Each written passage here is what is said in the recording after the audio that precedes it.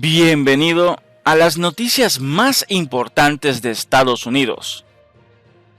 Estados Unidos está manejando una gran cantidad de casos de coronavirus a medida que la pandemia mundial desciende en el país, con Nueva York en particular experimentando una gran cantidad de casos y muertes, que superaron los 4.000 el 7 de abril. Muchos estados han tomado medidas preventivas, pero un bloqueo nacional es casi imposible de imponer para Washington, debido a la naturaleza autónoma del sistema estatal federalista del país. La administración del presidente Donald Trump estimó que habrá entre 100.000 y 200.000 muertes como resultado de la pandemia del COVID-19. El doctor Anthony Fauci y la doctora Deborah Birx de la Fuerza de Tarea de Coronavirus de la Casa Blanca hicieron el sombrío pronóstico durante la sesión informativa presidencial diaria el 31 de marzo, pero agregaron que las medidas de mitigación implementadas han evitado un brote mucho más grande en los Estados Unidos. Se registraron 386.817 casos confirmados de COVID-19 y más de 12.285 muertes a las 11 de la noche del 7 de abril. A pesar de la disminución inicial de la epidemia de coronavirus por parte de Trump, el presidente de Estados Unidos ha cambiado su tono desde entonces. Trump advirtió a los ciudadanos estadounidenses que el país alcanzará un punto horrible en términos de muertes por coronavirus, pero a partir de este momento las cosas comenzarán a cambiar, y agregó que las proyecciones iniciales pueden estar en la parte alta. Los estados de Estados Unidos han implementado procedimientos de cierre y han asegurado a la población que se mantendrán los servicios esenciales. Pero ¿qué significa eso realmente para los ciudadanos estadounidenses? El bloqueo está lejos de completarse, ya que California emitió la primera orden para que los ciudadanos eviten actividades al aire libre no esenciales a mediados de marzo, pero las principales ciudades y puntos críticos potenciales han emitido una orden de permanencia en el hogar. Chicago, la tercera ciudad más poblada de Estados Unidos, emitió un bloqueo efectivo a partir del sábado 21 de marzo a las 5 p.m., hasta nuevo aviso, al tiempo que cerró todas las instalaciones públicas. Sin embargo, todavía no existe una política nacional sobre el bloqueo, lo que deja a muchos ciudadanos estadounidenses libres para viajar a través de los estados, potencialmente desde áreas de acceso a otras que aún no se han visto afectadas por el COVID-19. Varios estados ya han ordenado a empresas, escuelas y lugares de trabajo que cierren y apliquen el distanciamiento social, limitando las reuniones públicas, con California, Illinois, Indiana, Michigan, Ohio, Washington, Virginia Occidental y Wisconsin, adoptando las políticas más completas mediante la cuarentena obligatoria en todo el estado. Otros estados menos afectados como Mississippi y Oklahoma han cerrado escuelas, pero aún no han impuesto ninguna otra restricción.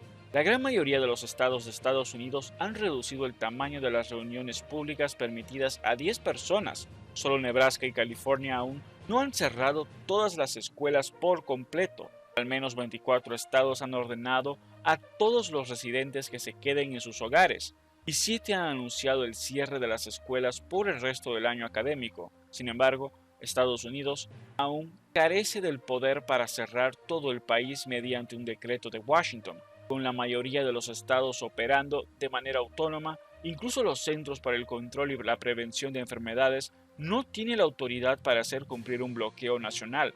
Mientras tanto, un puñado de estados han anunciado un paquete remunerado de licencia para enfermedad para los trabajadores que contratan COVID-19 o se ven obligados a tomarse un tiempo libre para cuidar a sus familiares o seres queridos que se infecten con el virus del corona.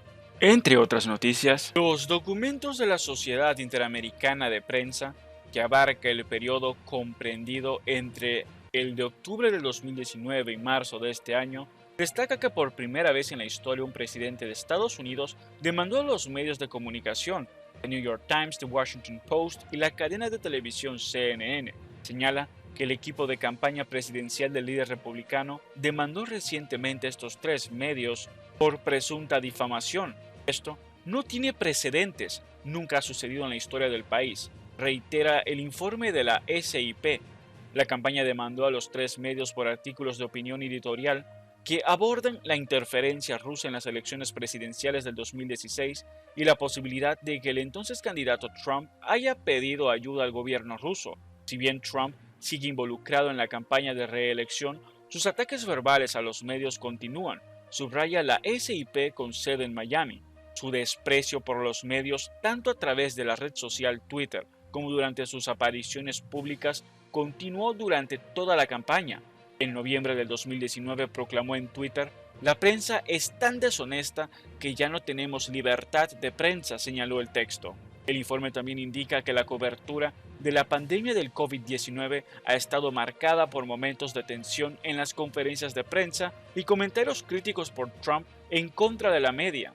En la primera fase de la pandemia, el presidente culpó a los medios de comunicación por exagerar el coronavirus. En respuesta a los temores que rodean el brote del nuevo coronavirus, culpó a los medios de comunicación por presuntamente exagerar la gravedad del virus para dañar su reputación. Varios medios de comunicación expresaron su preocupación de que la retórica contra los medios podía incitar a la violencia contra sus miembros, según la organización regional.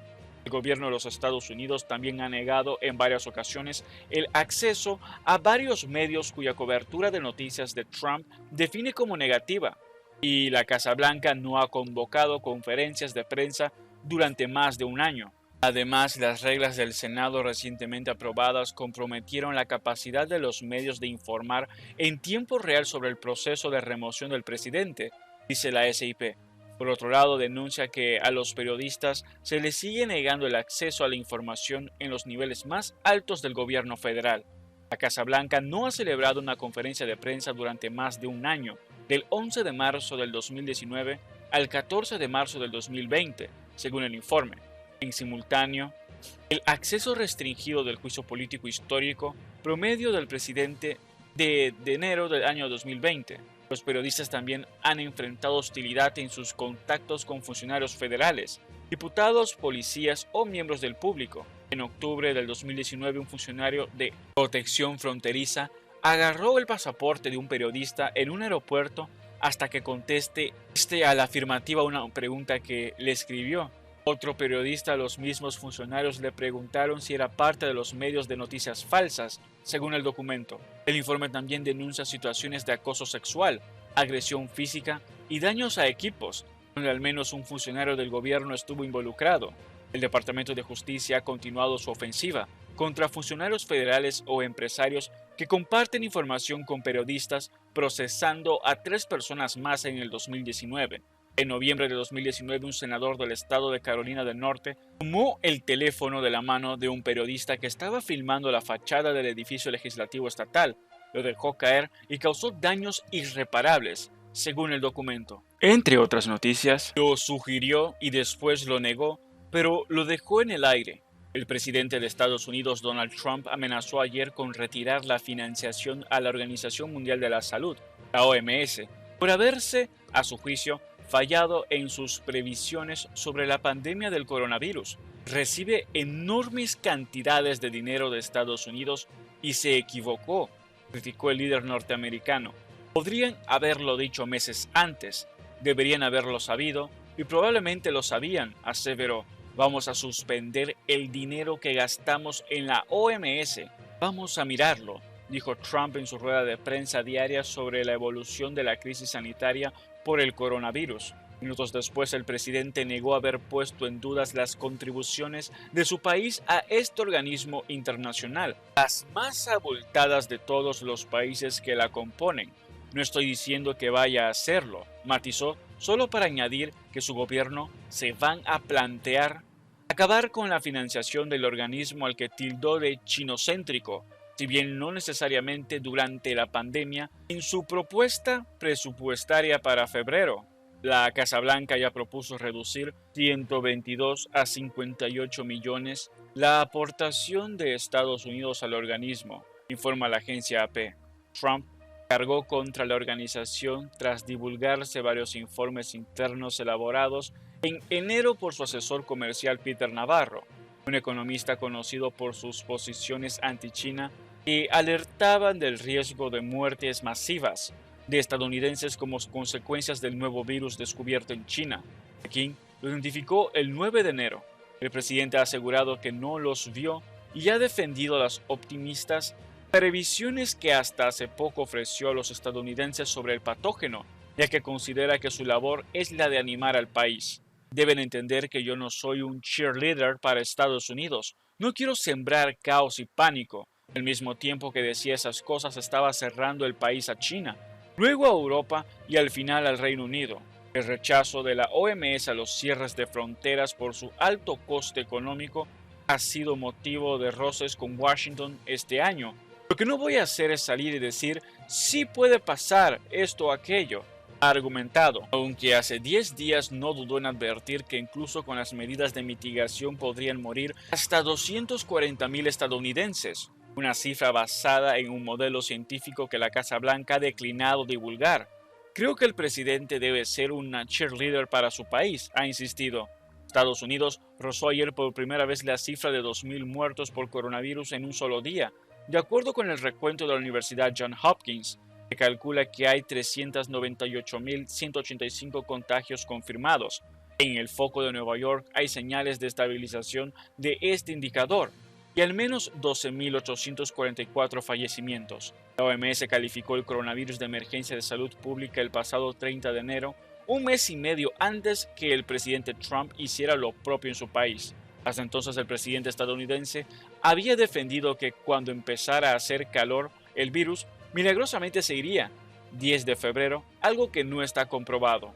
El brote estaba bajo control el 24 de febrero. Había acusado a los medios y a los demócratas de inflamar la situación el 9 de marzo y despreciado la epidemia como una simple gripe hasta un día antes de declarar la emergencia nacional, el pasado 14 de marzo.